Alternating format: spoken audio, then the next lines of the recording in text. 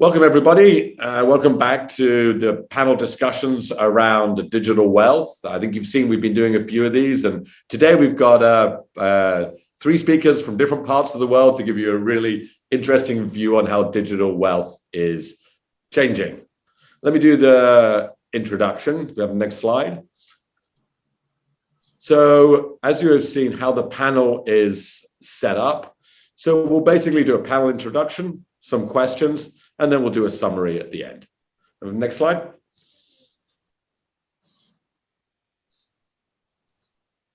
So you'll see here today three guests. I'm going to ask them each to introduce. Why don't we start on the screen from left to right? Nicolas, why don't you give an intro to yourself? Thank you, Ned. Yeah, so I come from Bogota, Colombia. Then I had the opportunity to work in the UK and study in the United States. I also worked at a telecom company in Colombia, where I was junior analyst, and then worked as investment officer. And later on in 2019, around that, we launched a firm called US Cherry that tries to help Latin American clients have higher quality products, such as in the United States, and robo-advisor solutions. Thank you. Thank you. Why don't we go along? I think it was April next. April? Hi, Ned, and great to be here, and nice to meet these other panelists today. So my name is April Rudin. I'm the founder of the Rudin Group. We're based in New York City, but work with clients all over the world because that's the beauty of digital, people. So we help brands and firms become better known in the wealth management, wealth tech, and fintech space. And we've been doing it since 2008. So I feel like I've had a front row seat to watching the transference of wealth, the rise of millennials and next gen preferences and investment types and service delivery. And then also the rise of course, wealth tech, fintech, and martech. So Awesome. Thanks, Ned. Thank you, April. And Michael? Or wherever you are in the world, good morning from Singapore. So I work for a FTSE 100 company out in Singapore working with private clients, and essentially I help with advisory and structuring, mainly working with expatriates out here, working with people from Commonwealth jurisdictions such as Australia, South Africa, the UK, New Zealand, and sometimes a few Canadians here and there. So essentially the focus of my work is helping people understand what they have, where it is, what are the implications of that, and how do we make things better and simplify things. Awesome. Thank you, Michael. So I think you can see we've got some of the kind of experts on marketing, looking also then at Latin America. I think some of these emerging markets in the digital wealth space need a lot to do. And from Michael's side is like based in Singapore, but how do you help people around the world with wealth, which is getting more complex, I would say. All righty, let's dive into the questions. So we're going to put up the questions that we're going to look at today.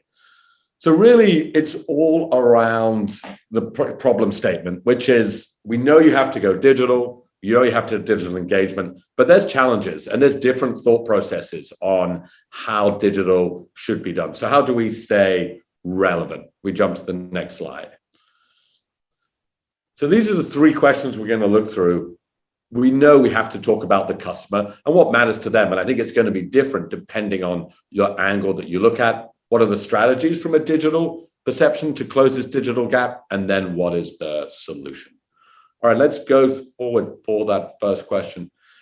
And April, I know we were talking before the panel that you are not a wealth advisor and you don't have customers from that perception.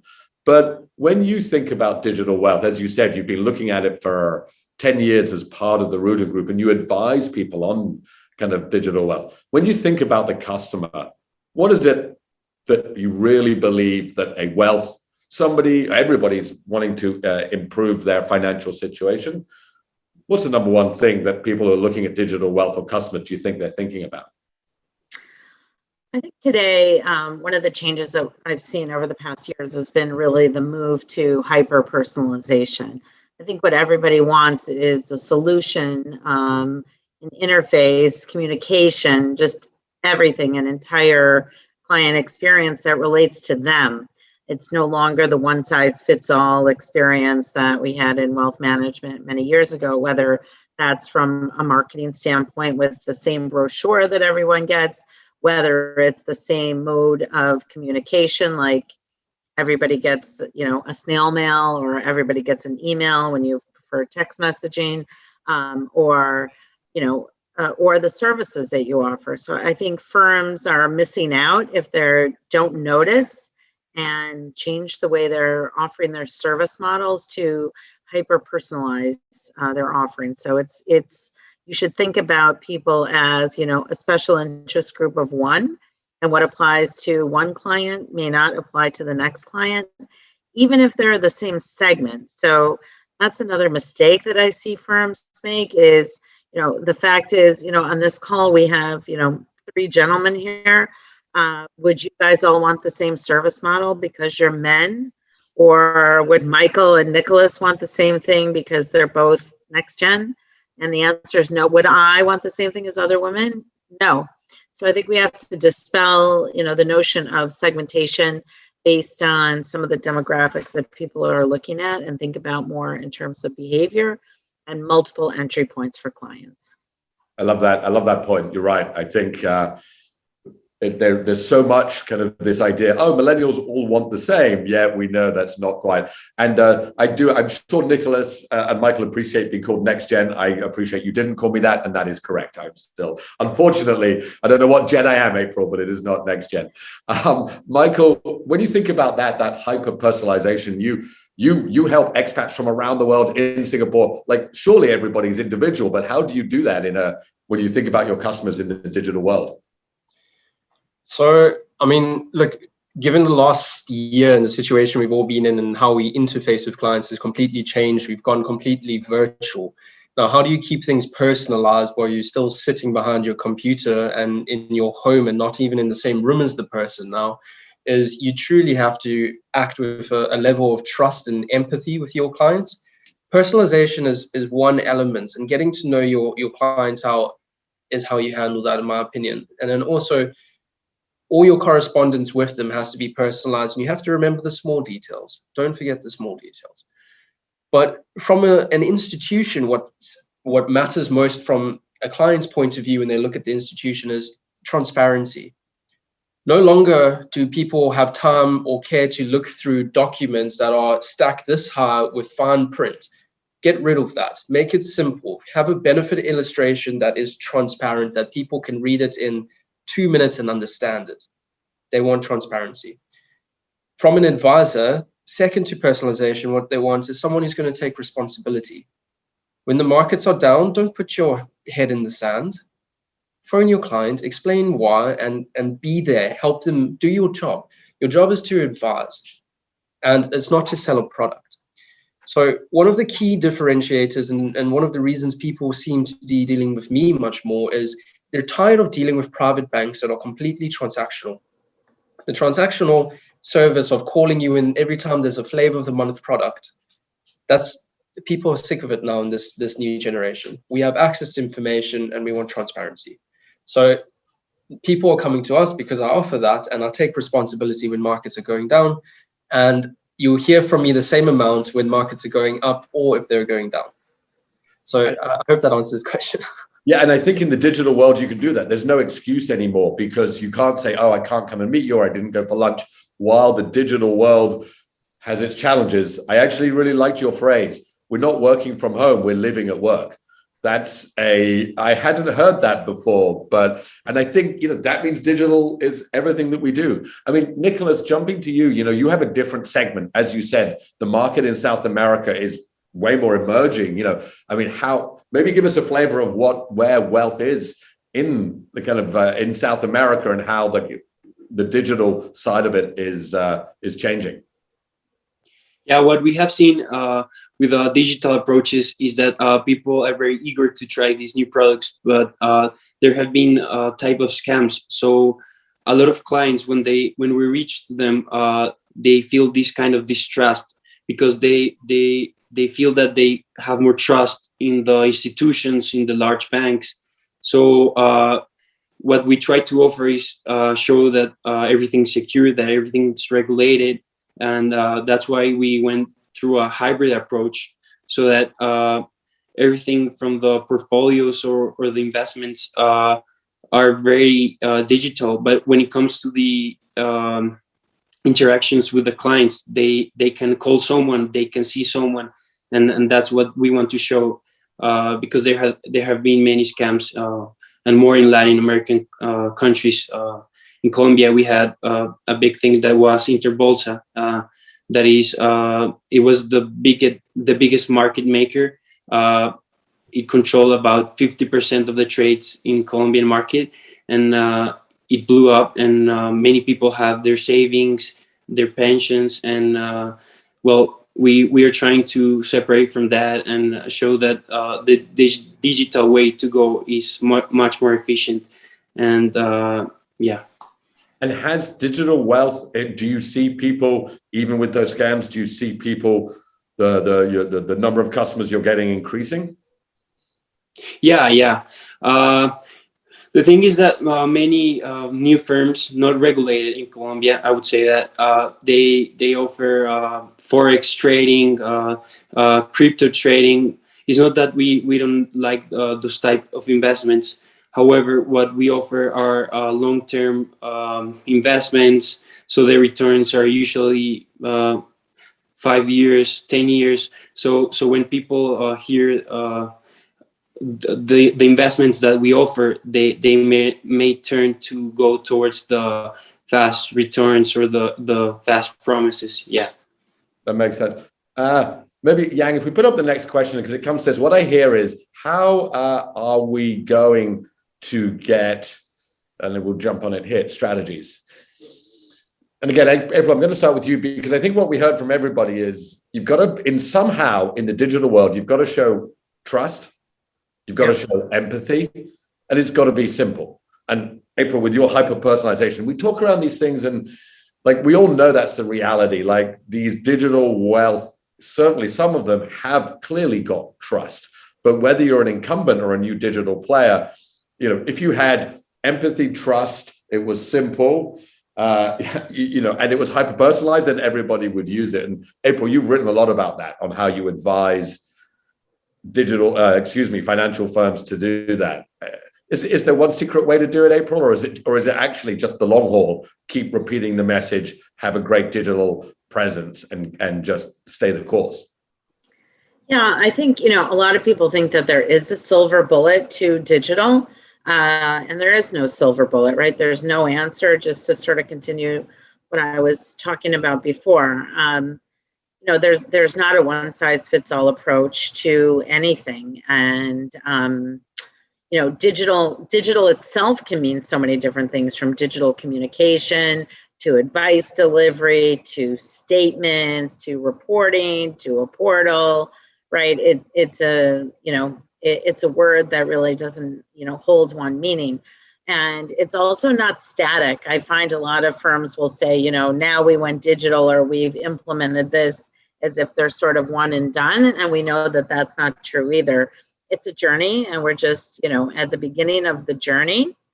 I think also that firms need to think about digital as being one channel. As Nicolas was saying, sometimes clients want to speak to a person. Sometimes the answer is hybrid.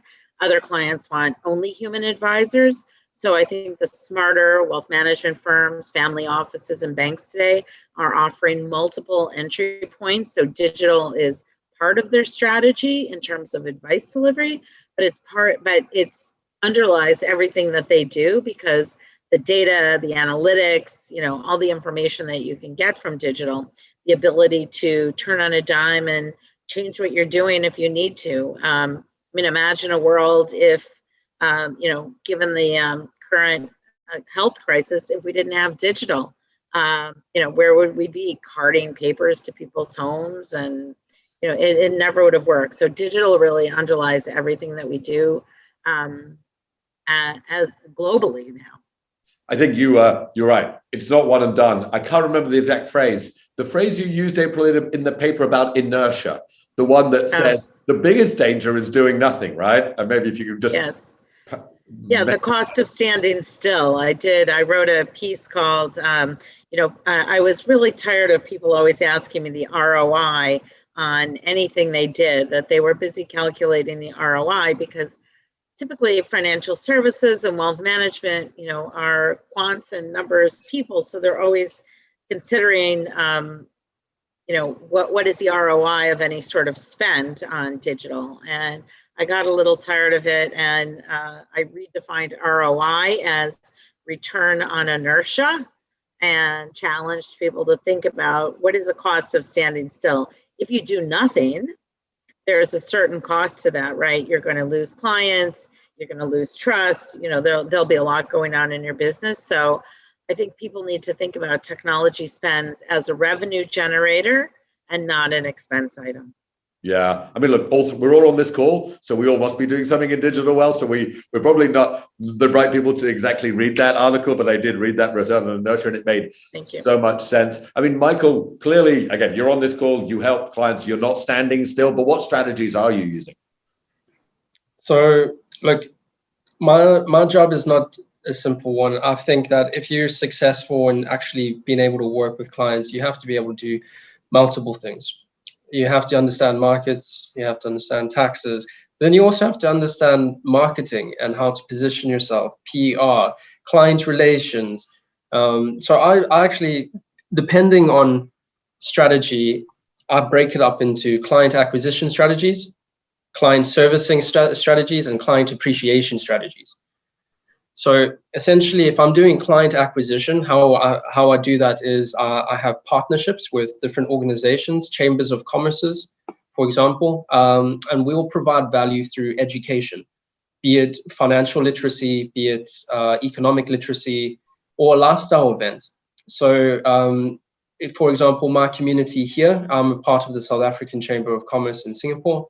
And this evening, we are hosting a webinar discussion with Brian Habana and David Pocock.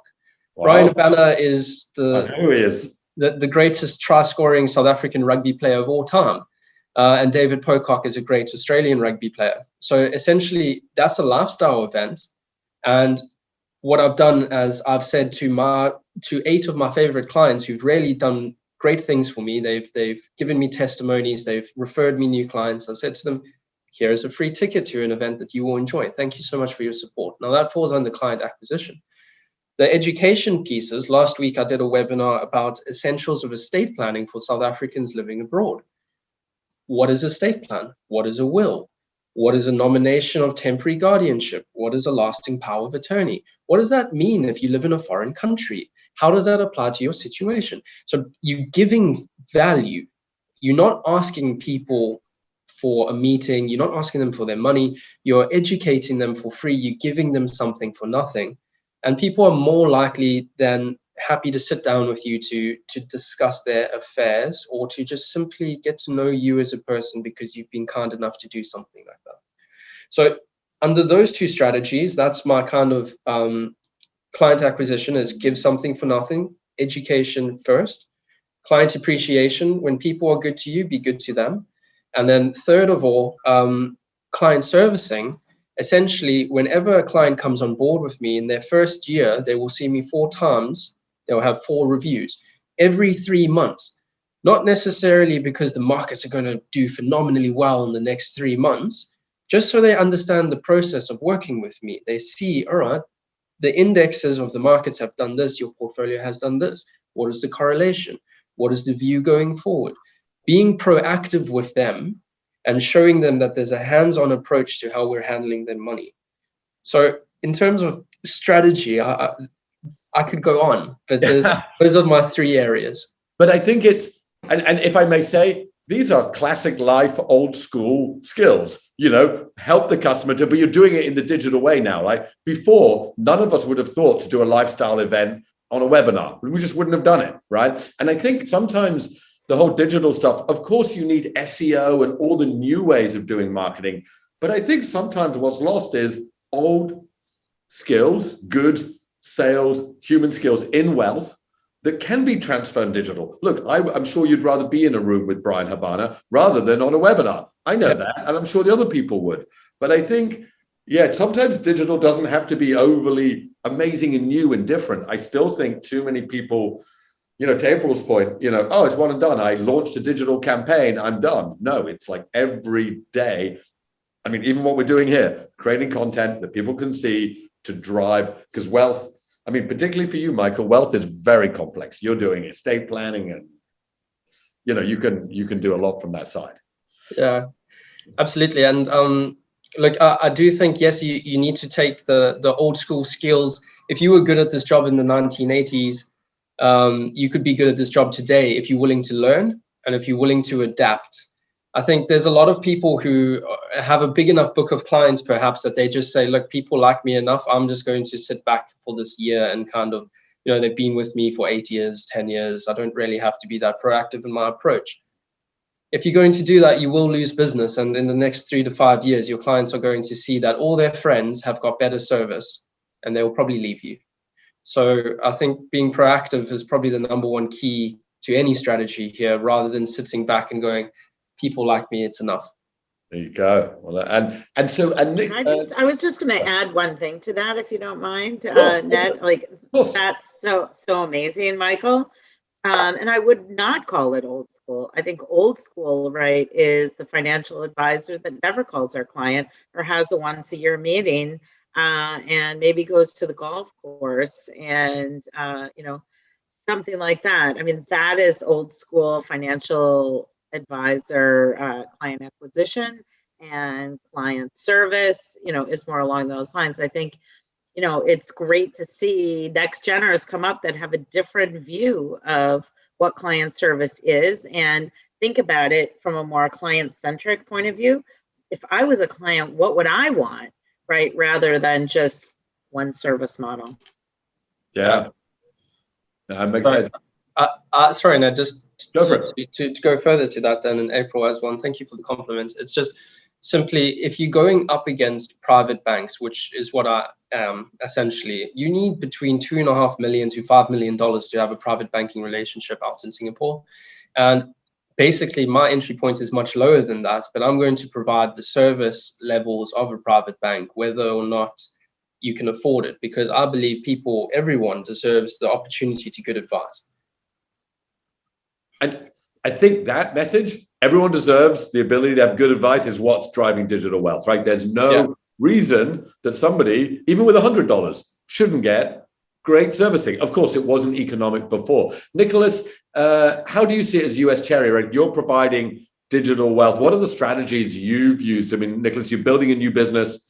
It's clearly a digital enabled business, but you're doing hybrid as well. What are the different strategies you're using as you build the business? Yeah, so first off, I can relate to what Michael said, as the minimums in Colombia are sometimes very high, and also the management fees are also very high. So upwards of 3% or even 4%. And what we try to do is offer low minimums, such as 90 basis points or so. Maybe that for the United States is high, but in a Latin American market, there are more costs involved with the clients. As clients, they call more. There has to be more face-to-face interactions. So initially, we thought, as being 100% digital firm, we thought that that's going to be it. We show our products, we do marketing, and that's basically.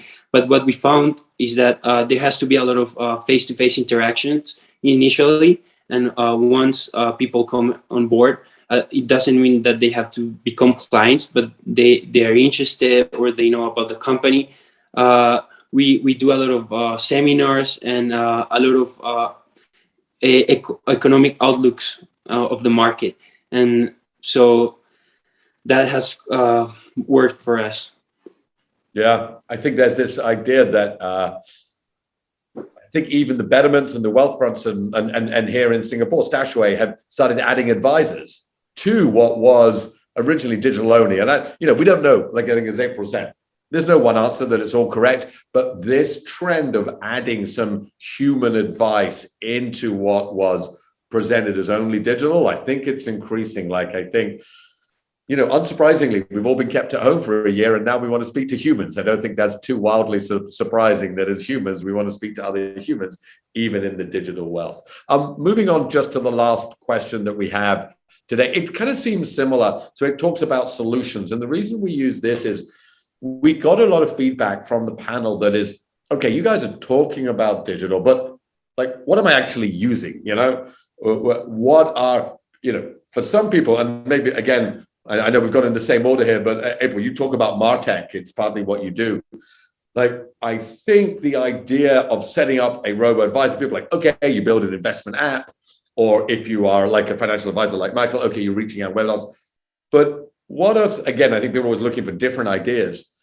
When it's in MarTech or in other ways of building digital advice, are there like tools that you've used or different ideas that you've seen something that's like, okay, that is a great solution for improving digital wealth? So I would say that if digital wealth and wealth management as an industry really wants to improve their ability to serve people, they should take a page from the luxury brand market. Luxury brands are all about client experience. And for the most part, even private banks, wealth management firms, family offices are more about the services that they provide. In other words, they're very inward facing and insular. They're not thinking about how clients perceive them, whereas luxury brands are very client centric. They're always thinking about the client. When you check into a luxury hotel, they might say, welcome back, April Rudin. Here's the kind of room you like. Here's your breakfast order. Can we get you a car? What can we do to improve your experience? And they keep the data and analytics and then review them, obviously, on an individual basis and then the aggregate to figure out what kinds of products and services they should be offering. So I would suggest that wealth management firms take a page from luxury brands. That's great. We haven't heard that before. That is, and it makes sense, right? I would love to be welcomed back to my wealth management app. I don't think they're going to send me a car and a coffee somehow, but your point is correct. Actually, when I used to come to America a lot, and I'm coming again soon. For me, living out here, when I walk into Whole Foods, I enjoy the experience in Whole Foods. So that's more mass retail. You're talking luxury brands, but maybe on the mass retail, there's amazing food. You feel good. The people are super friendly. You can try everything. It's the same. I think that's what you're saying, April, right? The great experience. Yeah. Look outside of our industry, because our industry has typically been old, unchanged for the most part, populated by, older financial advisors and firms that are not really rewarded to change. So if you think about it that way, there are other industries that can offer many great lessons. Whole Foods is one. A lot of the digital platforms, the subscription models that have come from, Spotify and Amazon and some of the retailers, also, I would add, I guess, one more thing to that, which is financial, wealth management firms, private banks, and family offices many times think that their competition is coming from the private bank or family office, next door. But in fact, the rise of the FANGs, right, the big tech is really going to be a huge challenge to financial services firms because they have no client acquisition costs. They already have clients. So they're only looking to convert, a certain number of their clients. For example, here in the US, Walmart, I don't know if you're familiar with Walmart, but it's a retailer, a mass retailer, and they've recently added wealth management services because they're located in a lot of smaller markets that are underserved here in the US, and they're really a trusted brand. And that's what next geners are looking for also, a trusted brand whose values they want to do business with. That's great. Yeah, I know they hired 2 people from Goldman, I think it's called Hazel, and to be able to do that. A gentleman, Rich Turin, who I know had a phrase that he said, look, here's the reality. Nobody goes to your robo-advisory app for a Good Friday night out. So I think what he was saying is it's rare that wealth management is an enjoyable digital experience. But as you say, whether it's the FANGs, you can have a good time on Facebook or Amazon or Netflix or whatever. And then therefore, if wealth comes into that, I understand that wealth isn't the thing you want to do every day, but it's been quite painful. And Michael, again, wealth can be painful, right? It can be really hard to do it right. And, if it could be a luxury to do wealth, that would be pretty amazing. So what are those, Michael, you've talked about some of the strategies, but some of the solutions you've been thinking about as you obviously kind of become more of that digital financial advisor? So I like what April said, because I actually have some clients that work for luxury brands, and they like working with me because they kind of have a great client experience, because I create something for them. It's not only just personalized, but it's fun. So I have a client, for example, who works for Remy Cointreau, and sometimes he will just get together for cognac, some of his alcohol, and he explains his world to me. And I go, geez, I really don't understand this. And he's like, that's how I feel when I deal with other people who do your job. And I was like, and that's when it clicked. And I was like, okay, I understand now why you want to work with me. But in terms of solution, so I think strategy and solution is completely different, right? Solution is what we're going to put in place in order to, increase productivity or to increase client experience, etc.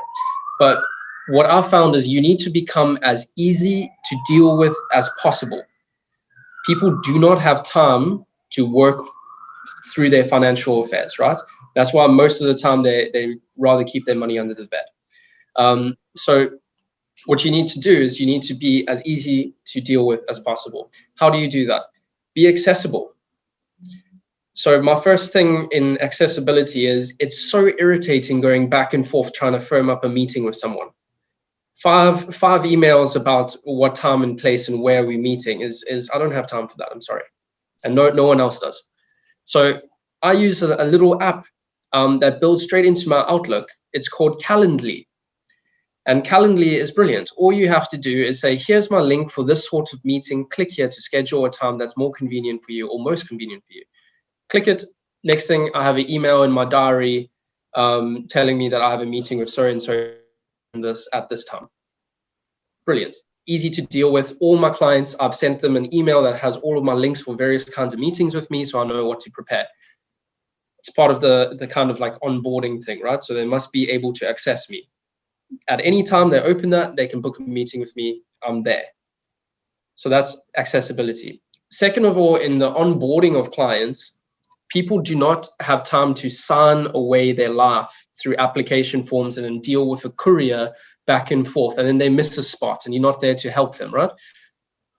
Brilliant application called DocuSign is a digital verifications encrypted safe platform for your documents to go on that is recognized by financial institutions. All I do is I have a meeting with the client like this, with the documentation on screen. I explain it to them and make sure they're understanding of all the key details. And I say, look, all that's going to happen now is I'm going to click start and it's going to show me where to sign. I'm going to click, click, click, and it's done in less than a minute. When I'm done, it's in your inbox and you just do exactly the same thing. All of a sudden, clients, they're happy with everything. They understand. I've explained it. I've been transparent. They receive this email. They input their password. And they feel safe. It's encrypted. They open it, they click, it's simple. I receive it back, it's processed, and the next week their account is open. So I think accessibility and being as easy to deal with as possible are the key areas in being in this digital environment. And those are the solutions that I use to do that. And it's pretty straightforward. I mean, look, Calendly, DocuSign, everybody can use them. But here's the crazy thing. Everybody doesn't use them. Like lots of people still don't. Like it seems almost so obvious to say this is how digital should be. It's kind of maybe a little bit of a sad indictment on the world of wealth that it has been, we haven't done it great for a long time. It's so much better today than it was 5 years ago. And, we don't have to build rocket ships to change wealth because it wasn't amazing to start with. So it's getting, it needs to get better. Nicolas, again, you coming from this idea of building a brand new digital firm, Nicolas, you have a clean slate. You can use any digital solution you like because you're building a brand new firm. How did you think about that as you're building US Cherry? When you're building that new firm, how did you think about which solutions you would use? Yeah, so what we wanted at US Cherry was that for smaller accounts, we wanted that when clients are onboarding, they can have access to real customer service. Because what we found is that many smaller accounts don't have access to real customer service. They perhaps have access to an FAQ, or they can send an email and maybe a chatbot, but that's basically it. So what we wanted is that smaller accounts have access to a real interaction. So they may not have access to a financial advisor, but they have access to a real person. Another great thing for high net worth clients is that they can both onboard digitally, or they could do it face to face. So we've seen with family and friends that maybe they're traveling. Eh, we already have the established relationship with them, but they know because they have the trust that they can do the onboarding process and sign everything online and send everything via the robo, having also the access to the financial advisor if they want to. And as you've launched US Cherry, as you think about the marketing of your firm, what are the digital tools in terms of how you've done the marketing for US Cherry? I assume that's been all online, or how have you done that customer acquisition? Yeah, so initially family and friends, voice to voice, that has worked a lot. And also we have been teaming up with financial gurus, per se, in social networks such as YouTube and TikTok. However, we are very careful with that, as everything's very regulated. They have to start the video saying that this is not financial advice. But what we try to do is show the clients the benefits of investing. So many people that don't know that with $100 per month, they could reach $1 million when they retire. So what we try to do is show them what's the power of compounding, compounding interest, and people we had great reactions from that. It's I know we're coming towards the end of that, but you raised something there. You said TikTok and compounding interest and $100 to $1 million. We could spend a lot of time on that, because I think, and I'm not going to say something towards the millennials here, but I think millennials think you can go from 100 to $1 million if you go in crypto quickly. As I think it was Einstein said, that compounding interest is the eighth wonder in the world. If you are 18 and you saved $100 a month, I think you probably would be a millionaire to be able to do that. And at the same time, you know, there's been some discussion about what can and cannot be on TikTok and how that should work. And I don't spend any of my day on TikTok, so I can't possibly comment. But you know, maybe as a summary, like maybe Nicolas, we'll start with you. You know, we'll come to the end of this. I think it's been interesting to see the different kind of ways each of you look at that. Maybe Nicolas, just in maybe a 1 minute wrap up, what is your summary of, you know, your thoughts on digital wealth, you know, from your vantage point, from as you see it, from building a new digital wealth hub? Are the people who view this show, you know, generally they're working at financial institutions, or they are in the business of building digital wealth solutions? It's not really the end customer who watch this show so much. It's more people who are actually wanting to build digital wealth. If you could summarize what you've learned in the last kind of couple of years building US Cherry, what advice would you give somebody who perhaps for you, Nicolas, what advice would you give somebody who wanted to start their own digital wealth fund? Okay, so a clear advice that I would give is that initially you may think that you can go 100% digital, and that's a great thing, because there are a lot of new opportunities or a new business. You could reach new markets via digital way. But I will also say and make them understand that the traditional way of making business, it's also very relevant, and a great way of doing business is merging these the old way and the new way to form something new. So that has worked a lot of with us, and that's what we've seen in the way. And also we believe that building a lot of trust via real interactions, taking a lot of time with clients, even if it's via seminar or talking face to face, that would be something great. Excellent. Thank you. Well, good luck with US Cherry. I know you're building that business, so good luck with that business. Michael, Thank you. it's clear that you are passionate about both financial advice and digital. I think you said if you were in the 80s, so I wasn't a financial advisor in the 90s. I'm still working in wealth today. What advice, what's your summary for digital wealth? You've been thinking about it a lot. As you think about this new world, how would you kind of summarize that? Sure. Not to sound like a broken record, but I'm just going to highlight 4 points that we've kind of spoken about already. Is just simple: be as easy to deal with as possible. Don't become a headache. As you said, it's been a nightmare dealing with wealth in the past. It's not a good Friday night out. So be as easy to deal with as possible. Second of all, be accessible. When clients need to speak to you or want to speak to you, be there. Be there proactively as well. Third of all is be accountable. When people want someone who's going to put their hand up and explain what's going on to them and hold their hand, right? So be accountable. And then fourth of all, be resilient in this new digital era, because you're going to try things that aren't going to work. I've done lots of things that have flopped like pancakes and it's been awful. But I've bounced back and I've tried something new and I've learned from it. So just be absolutely resilient, because in this industry, it rewards people who are persistent and resilient. You don't have to be the best person in the sun, under the sun, but just don't give up. I love that phrase. I love that. I use this word relentless, resilient. I think it's the same type of idea. And it's, again, maybe to wrap up with April, but April, as you said, there is a lot of, I did my digital strategy and I'm done. Yay. And I did it. And like the amount of things we've all done that didn't work. And yeah, April, you've seen a lot of people try a lot of things, April, and you've discussed it with them. What is your golden piece of advice to bring this kind of webinar to an end? Oh, thank you, Ned. So, I learned so much from the co-panelists here too. It's been great. So I would say a couple of things.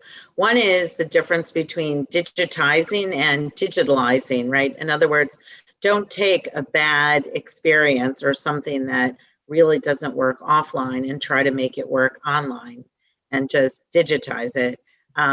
Take a step back and think about how you can improve processes and procedures and products to a new level, right? Rather than just taking an old format and bringing it online.